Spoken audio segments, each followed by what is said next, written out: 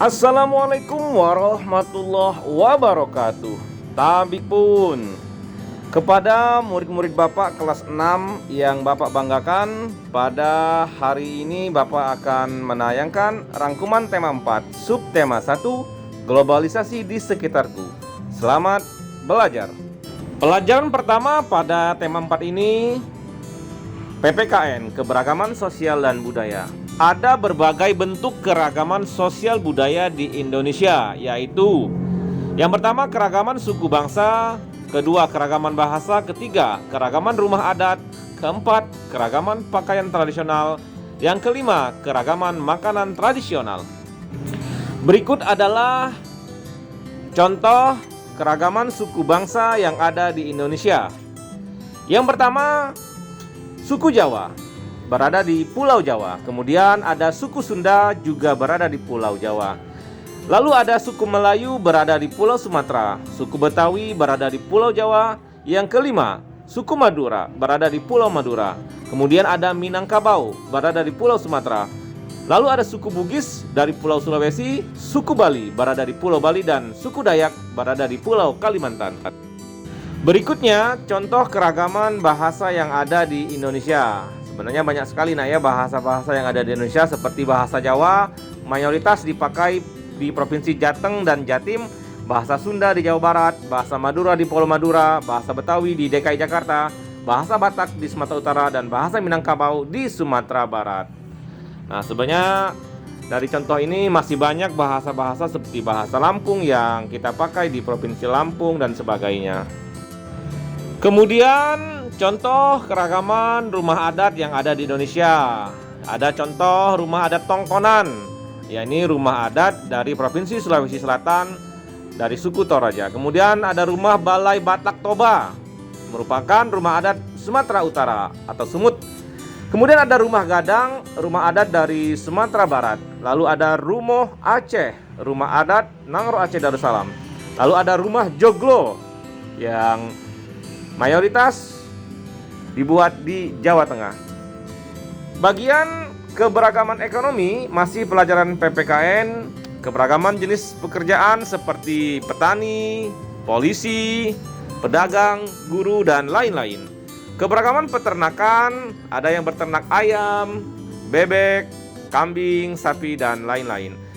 Lalu ada keberagaman perikanan. Di sini profesi sebagai nelayan, petani ikan, lalu ada petani tambak dan sebagainya.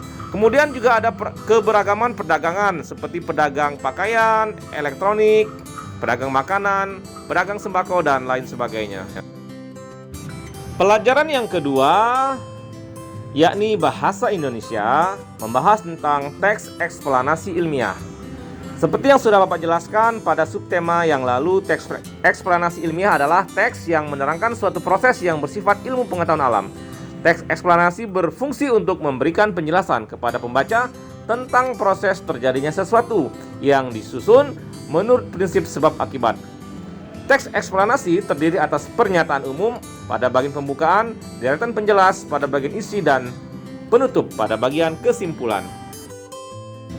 Kemudian dijelaskan lagi bagian-bagian dari teks eksplanasi. Yang pertama, bagian pernyataan umum berisi informasi singkat tentang apa yang akan dibicarakan atau yang akan diinformasikan. Lalu ada bagian deretan penjelas berisi urutan uraian atau penjelasan tentang proses dari peristiwa yang terjadi dan dijelaskan secara bertahap atau berurutan.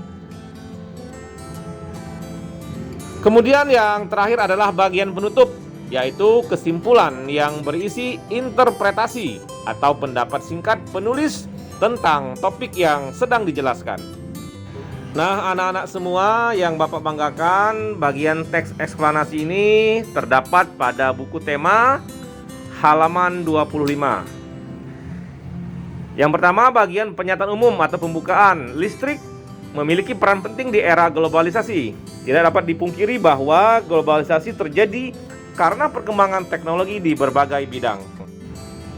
Selanjutnya, bagian teks eksplanasi yakni deretan penjelas pada buku tema tersebut. Setelah energi listrik dihasilkan di pusat pembangkit, Energi listrik tersebut kemudian dinaikkan tegangannya oleh transformator penaik tegangan hingga 500 kV km volt.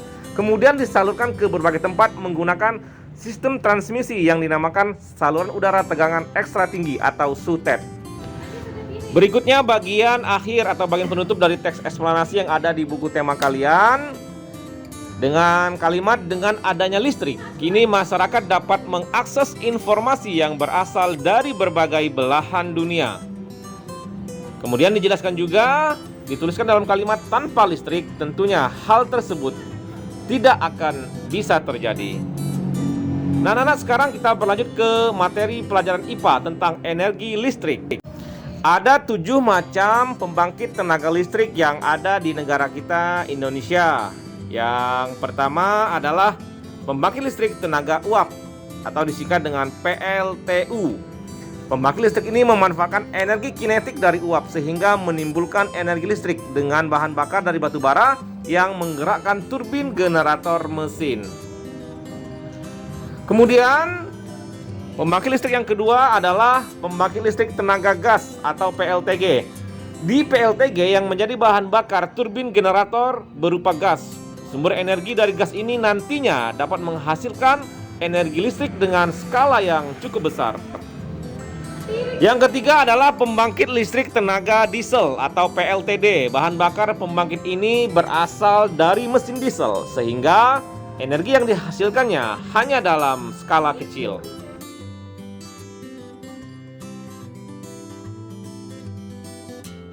Kemudian anak-anak sekalian, yang keempat adalah pembangkit listrik tenaga panas bumi atau PLTP. Yang dimanfaatkan sebagai bahan bakar turbin generator adalah energi panas yang bersumber langsung dari perut bumi. Yang kelima, pembangkit listrik tenaga surya PLTS. Sumber energinya berasal dari panas matahari. Biasanya banyak dijumpai di unit-unit rumah hunian atau bangunan, atau juga bisa pada area yang cukup terbatas. Yang keenam adalah pembangkit listrik tenaga air. Nah, ini banyak sekali dijumpai di Indonesia ya, atau disebut dengan PLTA. Air merupakan sumber daya alam yang paling banyak ditemukan dan menjadi sumber energi yang paling berpotensi untuk menghasilkan listrik. Lalu yang ketujuh adalah pembangkit listrik tenaga angin atau bayu. Bayu artinya angin, PLTB disingkat. Memanfaatkan tenaga yang dihasilkan oleh hembusan angin. Ada 2 jenis PLTB di Indonesia, yaitu PLTB di darat dan PLTB di lepas pantai. Selanjutnya Bapak akan menjelaskan proses pada pembangkit listrik tenaga air, bagaimana bisa sampai ke rumah kita menjadi energi listrik. Yang pertama, air masuk melalui pintu, diatur oleh katup pengaman. Sambil perhatikan gambarnya ya. Kemudian air masuk ke tangki pengaman tekanan. Air di dalam pipa pesat mengalirkan dan mengarahkan air ke turbin melalui katup pengatur tekanan.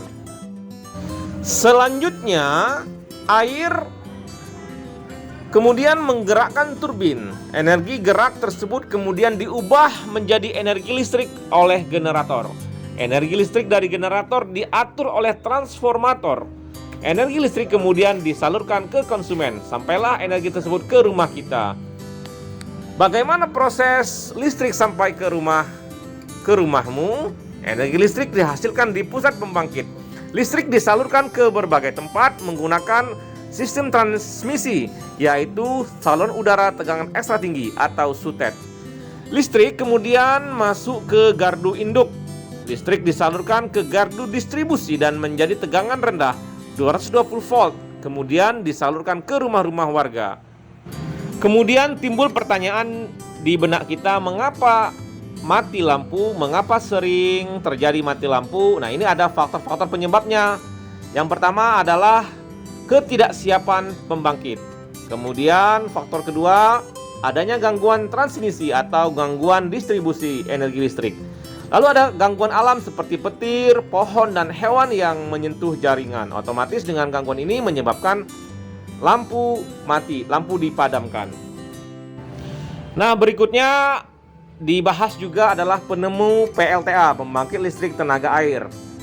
Ilmuwan Nikola Tesla adalah penemu sistem pembangkit dan transmisi listrik pada tahun 1895. Nikola mengembangkan penemuannya dengan membangun pembangkit listrik tenaga air pertama di dunia. PLTA memanfaatkan air terjun Niagara yang ada di Amerika Serikat. Baiklah anak-anak sekalian, selanjutnya adalah mata pelajaran IPS membahas tentang peran Indonesia di lingkup ASEAN atau Asia Tenggara. Bentuk kerjasama Indonesia di negara-negara Asia Tenggara di masa globalisasi adalah yang pertama, kerjasama pertemuan Menteri Luar Negeri ASEAN, kemudian mengadakan pertemuan ASEAN SCIRD. Lalu yang ketiga adalah memajukan ilmu pengetahuan dan teknologi di negara ASEAN. Contoh kerjasama di bidang sosial budaya negara ASEAN, yang pertama adalah pengembangan SDM, sumber daya manusia. Lalu ada peningkatan kesejahteraan, kemudian yang ketiga adalah program peningkatan kesehatan, baik makanan dan obat-obatan. Lalu pertukaran budaya dan seni, juga festival film ASEAN. Yang kelima adalah penyelenggaraan pesta olahraga se-ASEAN atau SEA Games. Kemudian pengertian dari globalisasi. Globalisasi adalah proses mendunianya suatu hal. Globalisasi didukung oleh berbagai faktor seperti perkembangan teknologi, transportasi, ilmu pengetahuan, dan telekomunikasi. Globalisasi ini berpengaruh pada perubahan berbagai aspek kehidupan dalam masyarakat. Kita tentunya merasakan betapa mudahnya berkomunikasi dengan sahabat dan keluarga melalui smartphone. Termasuk ketika kalian semuanya menyaksikan video pembelajaran dari Bapak ini adalah salah satu contoh adanya dampak positif dari globalisasi. Terakhir pada pelajaran IPS ini membahas tentang batik. Seni batik berawal dari seni tradisional yang dibuat khusus untuk para petinggi keraton pada zaman kerajaan di Nusantara. Seiring dengan perkembangannya, kain batik telah dipakai oleh berbagai kalangan, bahkan telah mendunia. Pada tanggal 2 Oktober 2009, UNESCO Badan PBB memberikan pengakuan dan mengesahkan secara resmi batik Indonesia sebagai salah satu warisan budaya dunia. Terakhir, pelajaran yang dibahas dalam tema 4 subtema 1 ini adalah SBDP tentang reklame. Reklame adalah suatu karya seni rupa yang bertujuan untuk menginformasikan, mengajak, menganjurkan, atau menawarkan produk, sesuatu berupa barang atau jasa kepada konsumen atau khalayak ramai. Tujuan reklame untuk menginformasikan, meyakinkan, mengingatkan, dan menawarkan suatu barang, jasa, kegiatan, atau pesan-pesan tertentu. Sifat-sifat reklame yang bisa kalian baca, yang pertama adalah reklame ada yang bersifat komersial dan non-komersial. Komersial artinya digunakan oleh pedagang untuk menawarkan barang atau produknya. Sedangkan non-komersial digunakan untuk mengajak masyarakat untuk melakukan suatu hal. Misalnya hidup bersih, hemat energi, tidak merokok, dan lain-lain. Jenis-jenis reklame yang pertama berupa poster. Kemudian ada iklan, plakat, spanduk, selebaran, baliho, dan buklet. Lalu bagaimana ciri reklame yang baik? Nah, ini salah satu contoh reklame tentang menjaga bumi kita. Reklame dibuat menarik sehingga pembaca ingin mengikuti anjuran atau membeli barang yang ditawarkan. Kemudian slogan atau kata jelas dan mudah dimengerti, bahasa baik dan menarik dengan ukuran huruf yang sesuai. Ditambahkan ilustrasi menarik dan mudah diingat. Lalu yang kelima adalah tata letak gambar dan tulisannya juga baik. Nah, anak-anak sekalian yang Bapak banggakan, demikianlah materi atau rangkuman tema 4 subtema 1 globalisasi di sekitarku telah Bapak tampilkan. Bersungguh-sungguhlah kalian dalam belajar, karena siapa yang bersungguh-sungguh maka dia akan berhasil. Dalam bahasa Arabnya adalah manjadda wajada. Demikian, Bapak ucapkan terima kasih telah menyaksikan. Tetap semangat belajar meskipun dari rumah. Bapak akhiri, billahi taufiq wal hidayah. Wassalamualaikum warahmatullahi wabarakatuh.